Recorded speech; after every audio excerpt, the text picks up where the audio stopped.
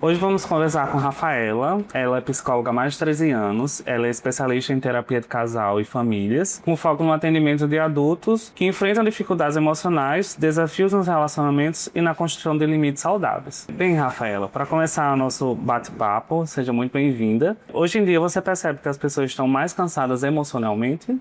Obrigada, Lucas, primeiro pelo convite. É tão importante falar sobre saúde mental, Uhum. E respondendo a tua pergunta, com certeza. Hoje a gente vive numa lógica de muita produtividade. Então, consequentemente, esse cansaço emocional, ele tem aparecido bastante. As pessoas se queixam muito disso e o consultório está cheio de pessoas com essa queixa. Certo. Até que ponto você acha que virou algo normal o cansaço mental?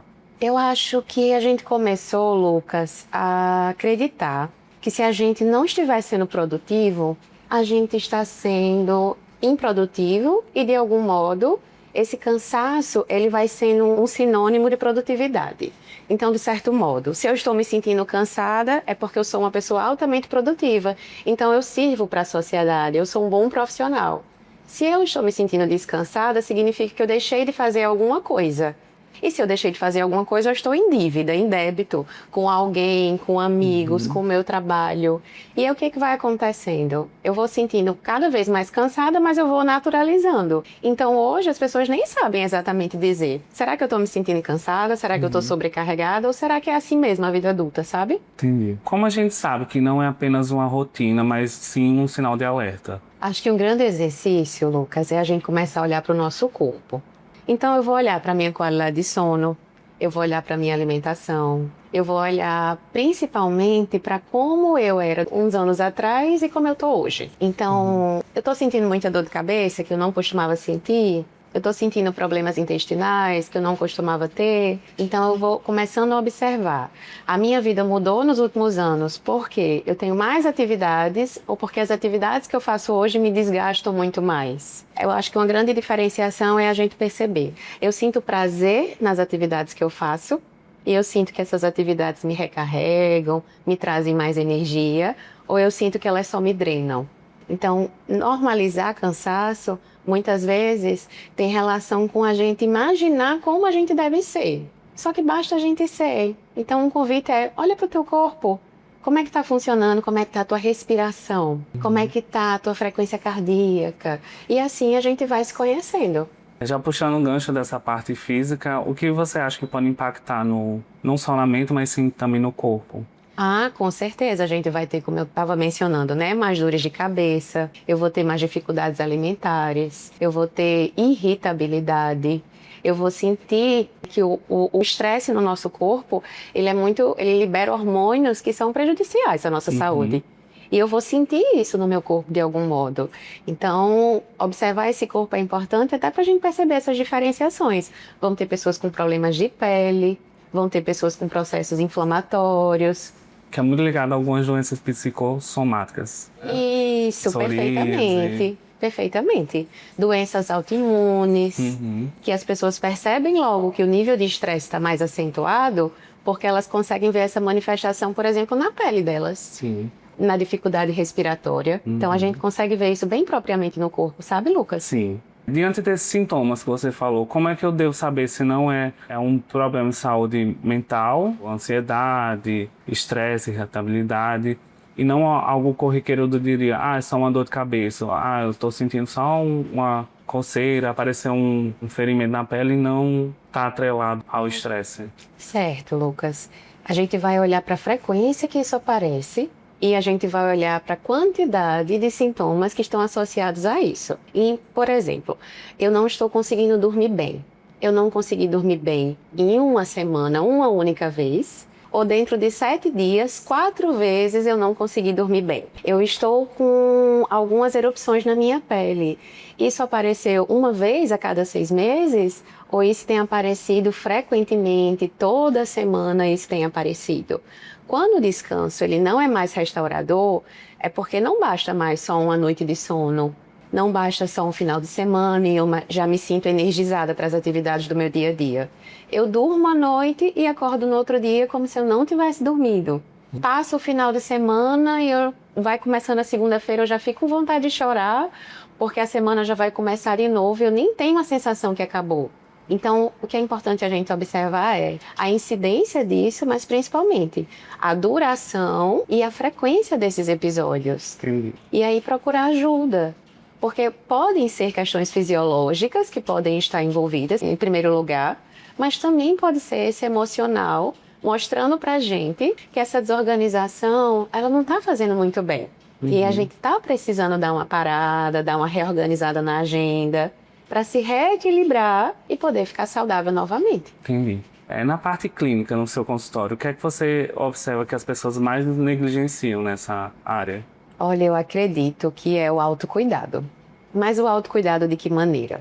Hoje eu vejo as pessoas investirem muito, e é importante também, faz parte, mas investem muito no senso estético, né? Então existe uma preocupação com o exercício físico, mas para fins estéticos.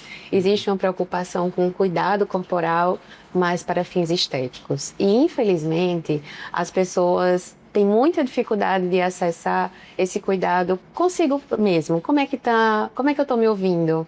Como é que está a minha voz interna? Como é que está esse papo comigo mesma? Do que eu gostava, do que eu não gosto mais, dos limites que eu consigo ou não consigo colocar na minha vida. E aí o que vai acontecendo? Se eu não consigo me ouvir, Lucas, eu não vou conseguir perceber que eu estou com um pensamento muito acelerado, que a minha respiração está mais curta, que eu estou precisando ficar mais ofegante, que eu estou sentindo taquicardia. E tudo isso pode ser um sinal, por exemplo, de ansiedade. Se eu não consigo me conhecer, se eu não sei daquilo que passa por dentro de mim, eu não vou perceber que eu estou com pensamentos catastróficos, eu não vou perceber que eu estou com ideações preocupantes, ou que a vida está deixando de fazer sentido. Então, esse cuidado, que às vezes é super importante, ele tem ficado muito predominante, mas em contrapartida, o olhar apenas para o aspecto físico-estético, ele não permite que as pessoas fiquem com elas mesmas.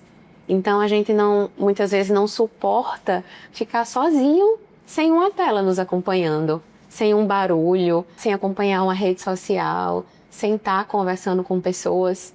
Por quê, Lucas? Quando a gente fica só e não tem barulho, a gente vai escutar o quê? As nossas vozes. Exatamente, a gente vai escutar nossas vozes internas, que vão dizer pra gente, olha, hoje o dia foi legal, hoje o dia não foi legal, hoje a gente precisa melhorar isso, hoje você foi ótima naquilo. Só que eu não paro pra me ouvir. Aproveitar a própria companhia. Isso. E aí, quando eu não paro para me ouvir e eu estou num processo de maior dificuldade, o que é que vai acontecer? Uma hora o corpo vai gritar. E aí, quando esse corpo grita, muitas vezes ele grita através de adoecimento. Quando a gente vai conversar com os pacientes, eu pergunto, mas quando você começou a se sentir assim? Nunca foi ontem. As pessoas têm até dificuldade para relatar, mas geralmente elas estão sentindo assim por meses, por anos. Só que, eu comecei a sentir uma angústia, mas eu deixei pra lá. Eu coloquei uma música. Eu comecei a sentir uma palpitação estranha. Mas eu fui fazer exercício e deixei pra lá. O nosso corpo dá sinais, Lucas. Sim. E esse aspecto físico, ele dá muitos sinais dessa correlação com os aspectos mentais. Ninguém. Por que você acha que é tão difícil manter uma constância no autocuidado? Eu acredito, Lucas, que é difícil manter essa constância porque nós não somos ensinados a ser gentis com a gente mesmo. Então, se a gente for parar para ver, as pessoas hoje se relacionam com o autocuidado muito como punição. Então, eu preciso ir para academia porque eu não posso engordar. Então, eu comi um bolo no final de semana. Eu tenho que treinar 3 vezes mais. É mais voltado para o estético e não para o bem-estar. Isso, e de certo modo, é quase uma punição. Porque se eu digo que eu vou precisar ficar 3 horas numa esteira porque eu comi um pedaço de bolo, eu estou cuidando do meu corpo, eu estou me punindo por ter comido um bolo. Entende? Se eu preciso fazer jejum porque eu acho que eu exagerei no final de semana, colocar o corpo em jejum de uma maneira não acompanhada profissionalmente, de uma maneira aleatória, é um cuidado ou é uma punição? E ainda acaba ocasionando um estresse, uma irritabilidade, que também acaba desencadeando uma ansiedade. Estou certo? Isso, perfeito. Então veja como as coisas estão interligadas e elas funcionam como um ciclo. Sim. Então é difícil manter uma rotina de autocuidado muitas vezes, porque o ser humano às vezes ele não se enxerga merecedor daquilo. A nossa sociedade acha que descansar é perder tempo. Muitas vezes a gente confunde, inclusive, descanso com lazer. A gente hoje entende, né, dentro das definições de ocupabilidade, que lazer é diferente de descanso. Eu preciso ir à praia com a minha família, com meu filho? Preciso. Mas isso não é descanso. A pessoa ainda fica mais cansada, na verdade, do que descansar. Exato. Só que se eu não faço isso e eu tenho um curto espaço de tempo, o que é que eu vou sentir? Culpa. Lembra no começo da nossa conversa a gente falando sobre a culpa de não ser produtivo? Sim. Então hoje eu estou quase indicando para os pacientes que tem que colocar na agenda um horário para dormir, um horário para não fazer nada. Para não fazer nada mesmo, porque a gente dá um jeito de ser produtivo. Sim. Então eu vou ler um livro, eu quero aprender um idioma, eu quero usar um aplicativo, né, que eu me desenvolva mais. Quantas pessoas conseguem, Lucas, parar e não fazer absolutamente nada? São muito poucas. Sem sentir culpa, ainda mais com esse detalhe. Sim. Sem sentir que está pecando ou que está perdendo tempo. É bem pouca gente. Então você acha também que pequenos hábitos fazem a diferença no processo? Com certeza, com certeza. Às vezes a gente quer mudar uma coisa, Lucas, e a gente quer mudar tudo radicalmente. Vamos começar aos poucos. Pequenos hábitos. Ingestão de água. Tão importante para a nossa saúde, tão importante para o nosso bem-estar. Vamos ingerir mais água, vamos começar por aí. Dormir, sentar com o telefone na mão. Quantas pessoas hoje conseguem ir para a cama sem levar o celular? Tem algumas pessoas até que fazem a higiene do sono, que diminui o brilho do ambiente, deixa o celular em outro cômodo para poder descansar e antes de dormir ler um livro para poder realmente preparar para o sono. Perfeito. Higiene do sono é um ótimo exemplo de como a gente pode melhorar a nossa qualidade de vida, porque dormir bem é qualidade de vida. É uma das coisas que mais preocupa a gente hoje, é porque a população não dorme bem. Então, a higiene do sono, por exemplo, é uma alternativa e um cuidado básico, que não tem custo, qualquer pessoa consegue fazer e é muito simples a gente implementar na nossa rotina. A dificuldade maior é porque a gente está adaptado a hábitos nocivos. Talvez, na primeira vez que você tente deixar seu celular fora do quarto, vai causar uma estranheza, um pouco de ansiedade. Mas o nosso cérebro ele não está preparado para a gente ficar o tempo inteiro recebendo notificações. Isso é extremamente nocivo e a gente não se dá conta. Você acha que a falta de concentração, irritação e o cansaço estão ligados ao estilo de vida que a pessoa leva? Com certeza, Lucas. A gente vive hoje num boom de pessoas acreditando terem transtornos de déficit de atenção, hiperatividade. Por quê? Por que está tão difícil se concentrar hoje em dia? O nosso cérebro, como eu falava, ele não é preparado para estar o tempo inteiro recebendo notificações o dia todo. Porque você concorda comigo, Lucas, que a gente guarda o telefone, mas a gente sempre fica com a sensação de que alguém está tentando falar com a gente, de que alguém está tentando acessar a gente. E, lógico, vai ter alguma demanda para a gente resolver. Então eu posso até guardar o telefone, mas assim que eu pegar, eu vou ter uma série de coisas para lidar com aquilo dali. E por mais que eu não tenha, eu vou guardar essa sensação que tem. Então o que acontece? A gente vai ficando mais irritadiço. A gente vai ficando mais esgotado, a gente vai sentindo que a gente sempre está em débito em alguma coisa. E isso não faz com que a gente fique bem, pelo contrário, deixa a gente para o nosso limite ali, muito próximo da gente ficar próximo da exaustão. Então o que a gente pode perceber? Será que eu estou muito irritada porque aconteceu alguma coisa comigo? Ou porque simplesmente eu estou exaurida de tantas demandas que eu inclusive me coloco? Porque as notificações, muitas vezes, podem nem ser só sobre demandas que eu preciso resolver, mas os aplicativos que a gente mesmo coloca. Então, o que a gente pode observar? A irritação, a falta de concentração, a dificuldade de completar uma tarefa, que hoje muitas pessoas relatam, está muito relacionado com a forma que a gente vive. Um exemplo é que se a gente olhar para a forma como as pessoas dirigem hoje, quantas pessoas vão estar utilizando o celular no trânsito? É verdade. Quantas pessoas conseguem não pegar o celular quando a gente entra no elevador? Algumas pessoas ficam estressadas de esperar o elevador. Exatamente. E quantos segundos ou minutos a gente passa ali? É. o mínimo de tempo ocioso a pessoa já se estressa. Isso, e aí procura uma compensação rápida, que aí vai ser o uso do celular, né? Uma necessidade ali de dopamina. Só que essa dopamina, sendo utilizada dessa maneira, faz com que eu fique querendo cada vez mais acessá-la. Então eu vou buscando cada vez mais esse acesso. E isso vai promovendo mais estresse. Ao contrário de eu ter ali uma satisfação, eu não entendo que eu estou cavando uma espécie de buraco. E algumas vezes as pessoas não se satisfazem apenas em ver o vídeo que está lá na tela do celular. Tem alguns vídeos que são até meio a meio. Uma vez uma pessoa falando e outra alguém mexendo em alguma coisa. Exato, exato. Olha como a gente... Isso é reflexo da sociedade que a gente vive hoje. Quantas pessoas, Lucas, assistem um vídeo escutando música? E assistindo televisão. E assistindo televisão, e respondendo mensagem. Qual a necessidade disso? Então, você acha que a alimentação ela pode influenciar ou agregar no bem-estar e ajudar na saúde mental? Com certeza. Completamente, Lucas. Hoje existem muitas pesquisas que mostram a importância desse eixo intestino-cérebro. Algumas pesquisas consideram que o nosso intestino, inclusive, pode ser considerado um segundo cérebro. Por quê? A absorção dos nutrientes, elas podem tanto inflamar algumas reações cerebrais, como elas podem atuar como anti-inflamatórios. Então, o que acontece? Muitas vezes, a gente se alimenta de coisas que a gente tem o hábito e que gosta, mas que podem não ser tão benéficas dependendo do quadro que a gente tenha na nossa vida. Por exemplo, um paciente com um quadro de depressão, não é tão interessante que ele se alimente de compostos muito gordurosos, alimentos de difíceis de digestão, porque esse humor dele que já está baixo, vai ter uma tendência a ficar mais baixo ainda, né? O que a gente chama de mais depressivo ainda. Por que é importante a gente saber de informações assim?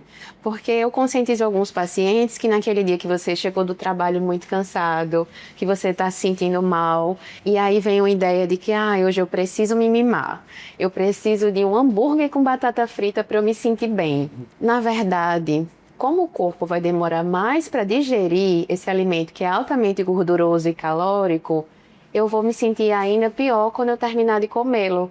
Só que a gente não faz essa associação, porque eu acredito que eu deveria me sentir melhor. Só que quando o meu humor continua baixo, ou às vezes até mais baixo, eu não consigo fazer essa associação. Mas hoje a gente já entende que é pelos alimentos. Então, outros alimentos, eles conseguem ser completamente anti-inflamatórios e podem ajudar muito a gente se recarregar e se reorganizar para o nosso dia a dia. Então, um dia que você começa já bem alimentado, ele pode ser um dia que você vai ser muito mais proveitoso e que você vai ter muito mais bem-estar do que um dia que você começa pulando o café da manhã, por exemplo, ou que você come muito apressado, sem prestar atenção. Esse é um ponto importante, Lucas. Tudo que a gente for fazer, é importante que a gente tenha uma atenção plena naquilo.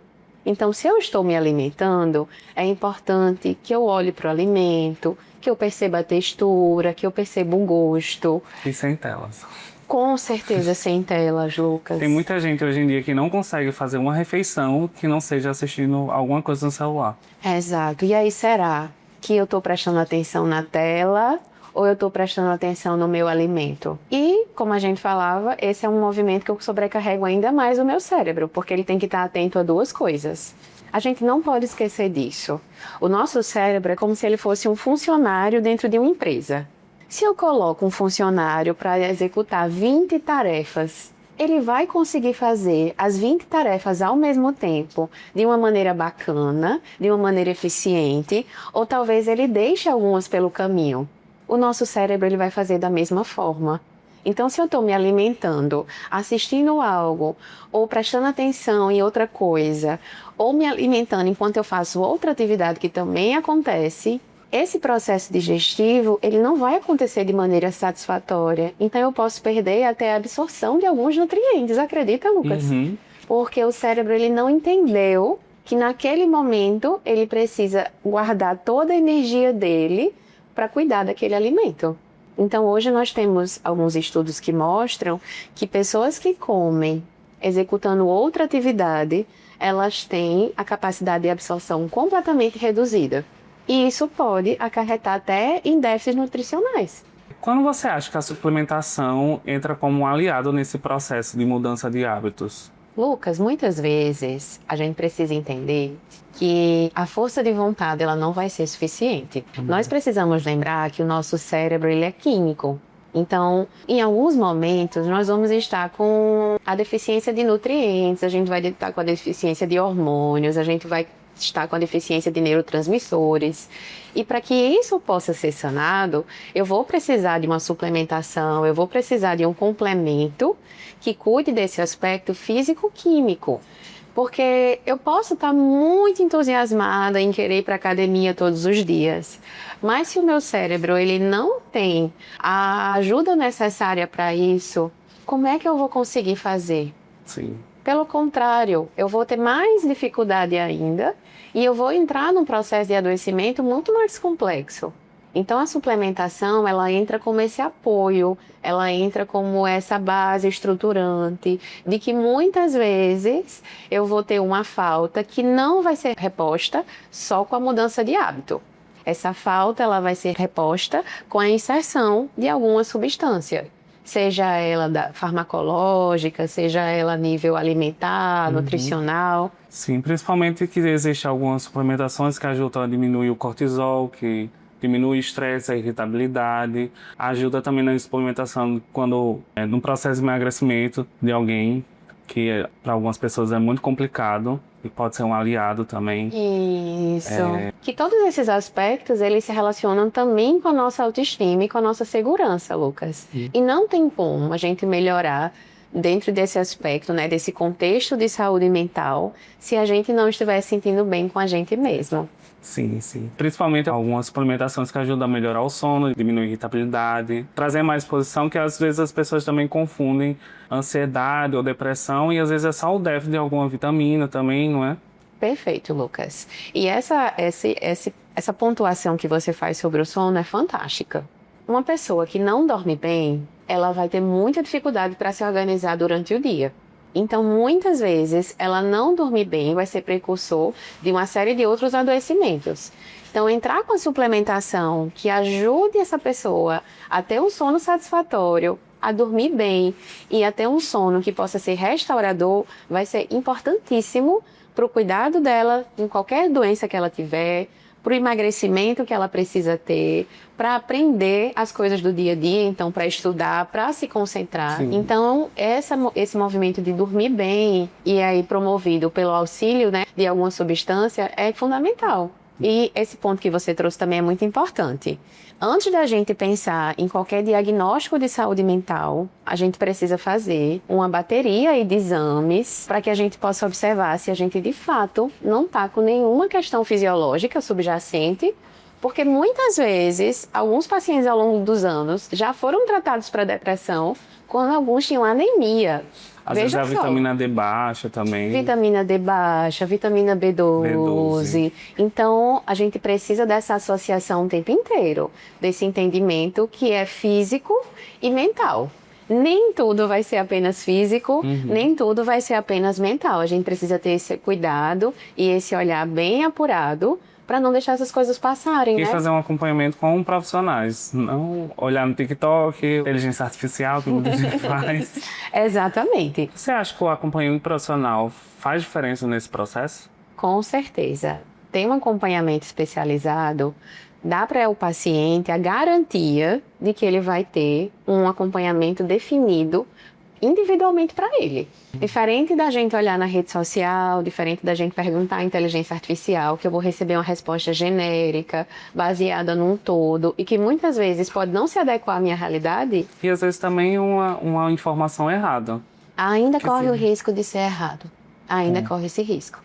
Então eu vou ter algo que é feito para mim, que é pensado no meu bem-estar, que visa minimizar riscos e que ainda vai ter de fato um resultado e um retorno.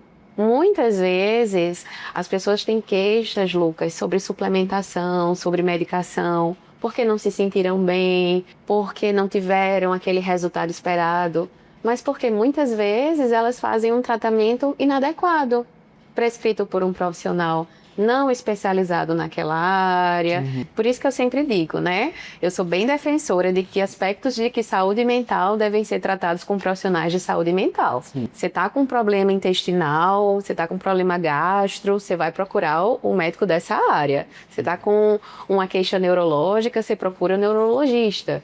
Por quê? Porque a gente vê hoje a população fazendo tratamento com os psicotrópicos ou com algum tipo de suplementação com qualquer profissional. E às vezes também a pessoa, em vez de procurar outras formas de diminuir, por exemplo, a ansiedade, tem gente que em vez de procurar uma terapia já vai direto para um medicamento controlado, Isso. em vez de procurar opções mais naturais. Porque tem gente que em vez de fazer tudo isso antes, já passa por um medicamento controlado que não é o ideal, não vai tratar e às vezes até piora, né? Isso. Porque eu vou olhar para esse problema e eu quero só melhorar do sintoma. A causa, muitas vezes, eu não vou conseguir investigar. Então, em muitos casos, a medicação é necessária, mas o que é que eu estou fazendo antes de acessar essa medicação? Ou o que é que eu estou fazendo em conjunto com o uso dessa medicação? A psicoterapia, a prática de exercícios, a própria higiene do sono, tudo isso vai ser muito importante. E a gente também não utiliza muito coisas naturais, como você está trazendo no nosso dia a dia. Alguns pacientes, eles se beneficiam muito do uso de chás. Sim. Por quê? Porque o quadro que ele se encontra, naquele momento, não é necessário fazer o uso de uma terapia farmacológica. Então, ele pode se beneficiar de mudanças de hábitos de vida que já vão trazer ali no dia a dia dele um benefício imenso. A redução da quantidade de café ingerida, por exemplo, é algo que muitas pessoas não sabem. Eu reduzindo a quantidade de cafeína, eu posso reduzir meus níveis de ansiedade. É algo simples, mas que o profissional especializado, ele consegue lhe explicar por quê. Porque eu posso até assistir um vídeo que mencione isso, Lucas, mas dificilmente eu consigo implementar no meu dia a dia se eu não entender para que eu preciso fazer aquilo. Um exemplo que eu sempre trago para os pacientes é que é de conhecimento geral, todos nós sabemos, ou grande parte da população sabe, que Coca-Cola faz mal. A quantidade de açúcar que tem na Coca-Cola. Isso não é suficiente para que a gente pare de consumir Coca-Cola. Saber que algo não faz bem não é suficiente para que a gente não consuma. Eu preciso compreender dentro de um aspecto maior.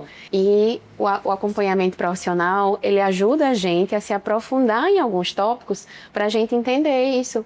E aí, de fato, eu promover mudanças na minha vida. Não porque alguém mandou eu parar de fazer aquilo, mas porque, de fato, eu entendi.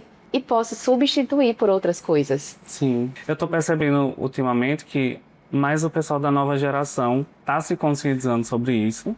E buscando menos telas e algum hobby para sair das telas. Tanto que tem muitos amigos meus que hoje em dia estão fazendo crochê, bordado, trabalhos manuais, para poder se distrair e relaxar também. E não colocar aquilo como uma obrigação, e sim um hobby. Sim. Para desestressar. Isso. São atividades que a gente chama, Lucas, que são atividades nutritivas para a gente. No seu dia a dia, você consegue encaixar uma atividade nutritiva. Pode ser um bordado, pode ser uma pintura, pode ser um desenho, pode ser um quebra-cabeça, pode ser conversar com um amigo. São atividades que o fim não é que a gente seja bom, né? Não é que a gente saia o melhor desenhista. O fim é que a gente só se sinta bem, que a gente dê risada, que a gente olhe para aquilo e se divirta. E que no final do dia a gente pense, olha, tive isso aqui que foi muito difícil, mas isso aqui também foi tão bom.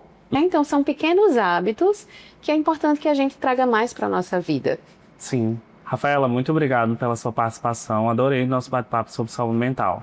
Obrigada a você, Lucas, pelo convite. Obrigada, Floema. É sempre muito bom falar sobre saúde mental.